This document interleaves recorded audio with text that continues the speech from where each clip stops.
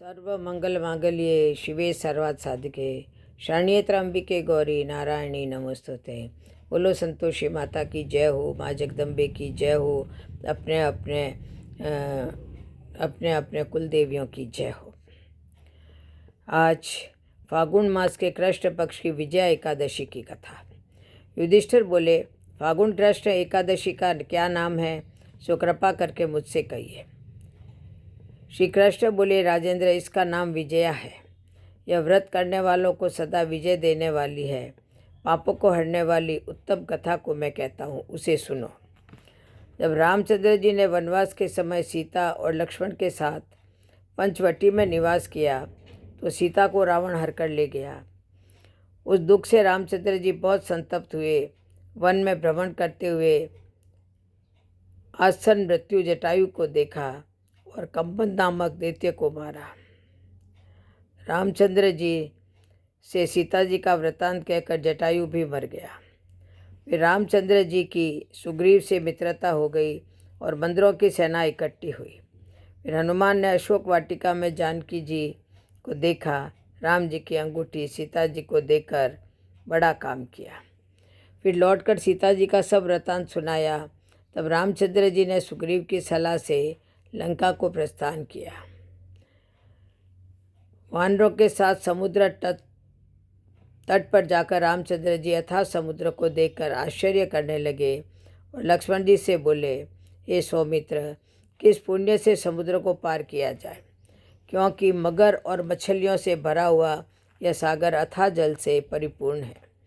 मैं ऐसा उपाय नहीं देखता जिससे सुख से पार जा सके।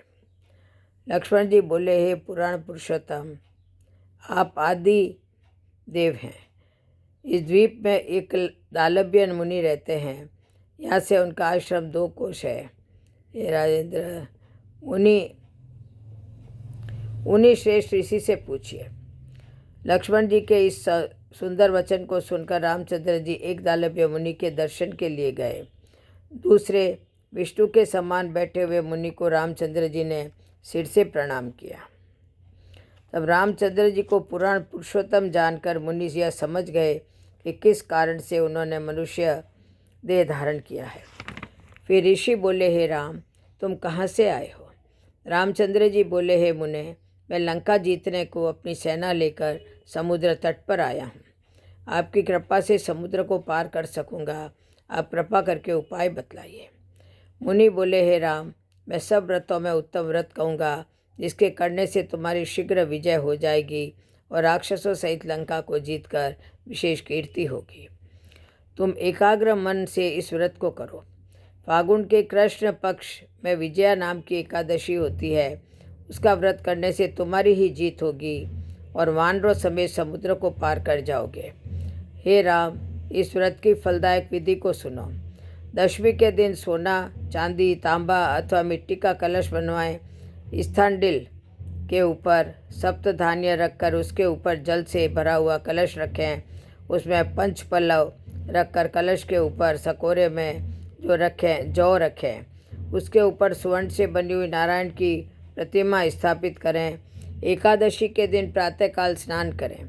कलश के ऊपर नारियल रखकर नारायण की मूर्ति का गंध, धूप, दीप अनेक प्रकार से की नैवेद्य और अनार से भक्तिभाव से पूजन करें और दिन को व्यतीत करें। मूर्ति के सम्मुख रात को जागरण करें। द्वादशी के दिन सूर्य उदय होने पर नदी, सरोवर अथवा जलाशय के पास उस कलश को जाकर विधि पूर्वक पूजन करें। हे राजेंद्र, मूर्ति समेत उस कलश को विद्वान ब्राह्मण को देवें। हे राम, इस विधि से सेना समेत यत्नपूर्वक इस व्रत को करो। इससे तुम्हारी विजय होगी। इस वचन को सुनकर रामचंद्र जी ने विधि पूर्वक इस व्रत को किया। इसके करने से रामचंद्र जी की विजय हो गई। हे राजन, इस विधि से जो मनुष्य इस व्रत को करेंगे उसकी इस लोक और परलोक में सदा विजय होगी। फलार, श्री नारायण की स्वर्ण मूर्ति रखकर धूप, दीप, नैवेद्य आदि से पूजा करें। इस दिन सिंगाड़ों का शकार किया जाता है। बोलो जय श्री कृष्ण। एकादशी माता की जय हो। जय जय श्री राधे। जय जय श्री कृष्ण।